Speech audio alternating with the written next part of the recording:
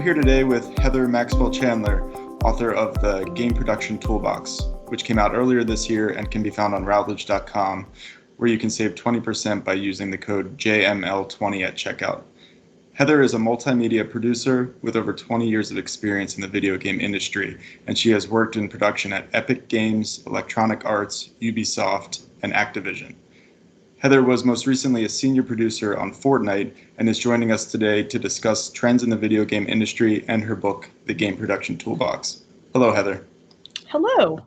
Thank you for having me. So our first question relates to Twitch broadcasting and streaming. How do you make a game that will be just as fun to watch as it is to play? Yeah, one of the things today, because of the power of people Twitch streaming or live streaming your games, is that you have to make sure that there are activities in the game that the spectators will enjoy. This means cool things that happen in the game when they, use an object. It means with multiplayer games, creating scenarios where you can create tension and drama by having people play against each other to see who's going to win or who's going to lose. So you really want to be thinking about the beats of action in your game and when they're going to occur. To watch someone live stream a game that doesn't have a lot of action, where they're just kind of spending a lot of time walking to get to a place, is not going to be as engaging unless it is a very specifically crafted. There's a lot of cool indie games out there that actually is a lot of sort of walking and exploring. But for something sort of high action like League of Legends or Fortnite, you want to make sure that there's just a lot of fun activity and things happening on the screen so that people watch it want to see what's going to happen next. Okay, great. Regarding games as a social activity, how can you build a vibrant and engaged community around your game? I think one of the big things that game companies do, the ones that have done this successfully, is that they actually have a really great team of community managers that make sure that people who are participating in the community are being kind to each other, that they're not harassing each other, and that there are definitely sort of protocols in place for the types of behaviors that are acceptable or not acceptable. I think also from a gameplay standpoint, you want to have a game that has fun things for people to talk about or for people to ask questions about.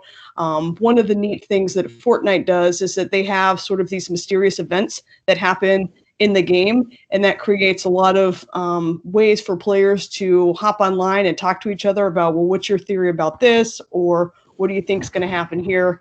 I think also the community managers have to be involved and engaged in asking people questions about, what did you think about this?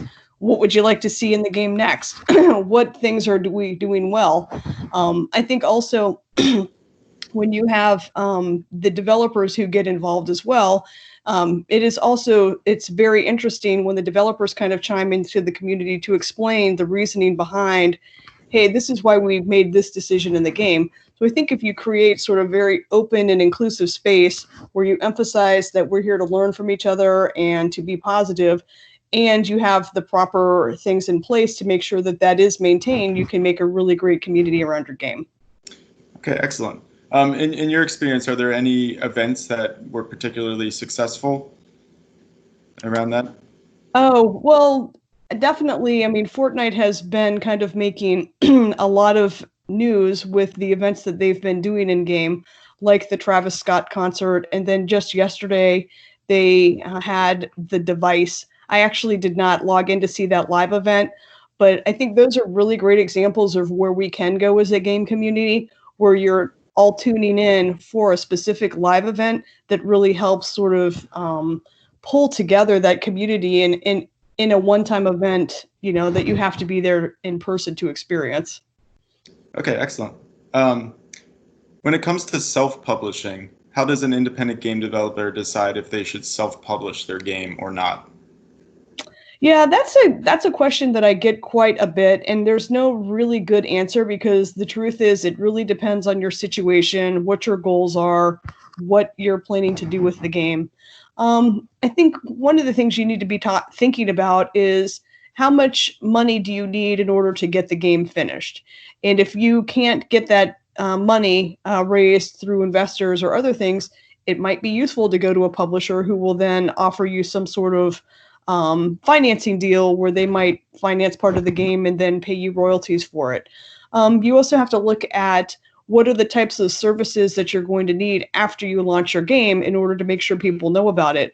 One of the benefits of working with a publisher is that they have marketing, sales, community management departments that can help sustain the launch of the game and make sure that people are aware that it's out there.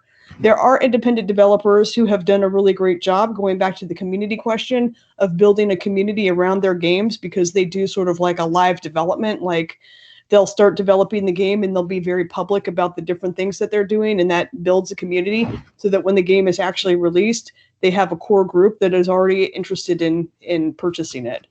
And they're also, you know, you want to think about your platform. If you are going to be releasing on a PC, and you can get your game up on Steam or the Epic Games Store, it might make sense to publish it independently, because those platforms are really easy to release on.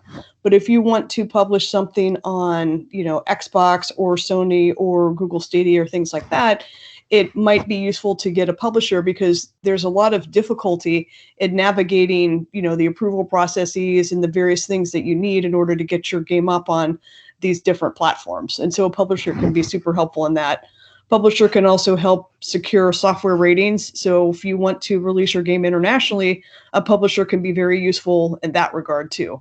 So it just depends on what you want to get out of the game, kind of what your financial situation is, what services you need to have shored up, and you know, where you want the game to go in the future.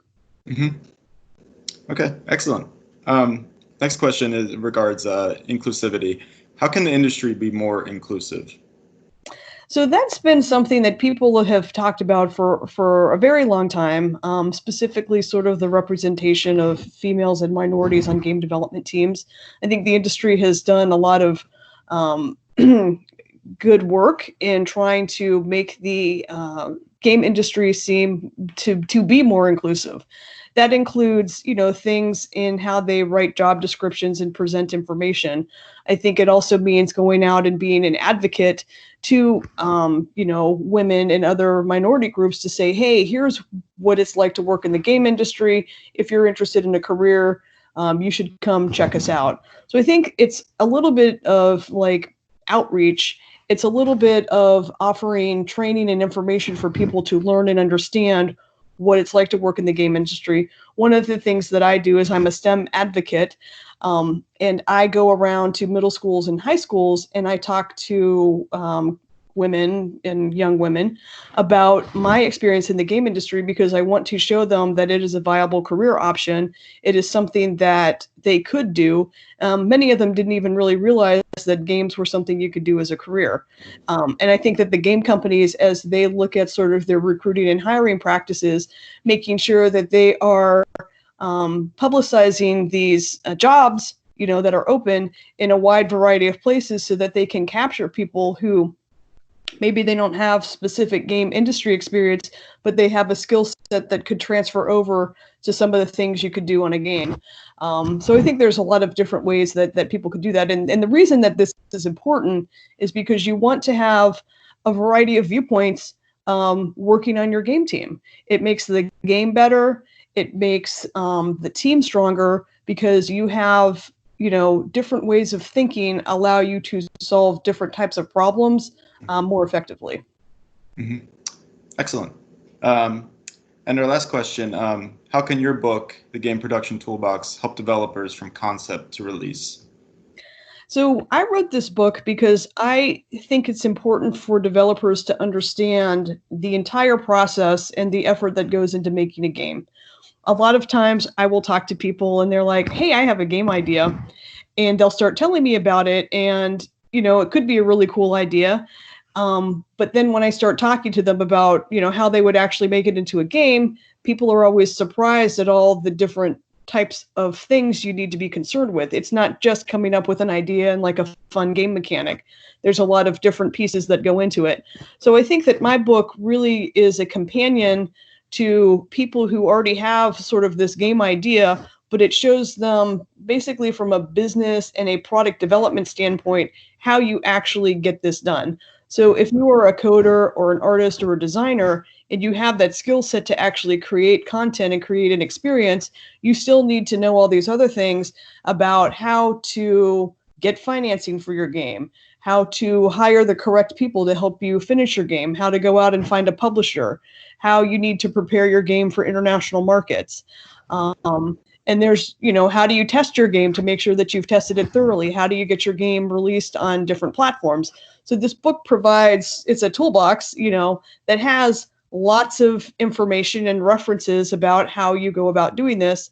And the way that I've laid the book out, I tried to roughly mirror what the process for getting a game from concept to release is. So in theory, you would start at the beginning of the book, and it would walk you through the process of creating your content, making the game, testing the game, and then releasing the game. Excellent. Well, that's all my questions. So thank you for joining us today, Heather, to discuss the book, The Game Production Toolbox, which, again, can be found on Routledge.com. All right. Thank you very much.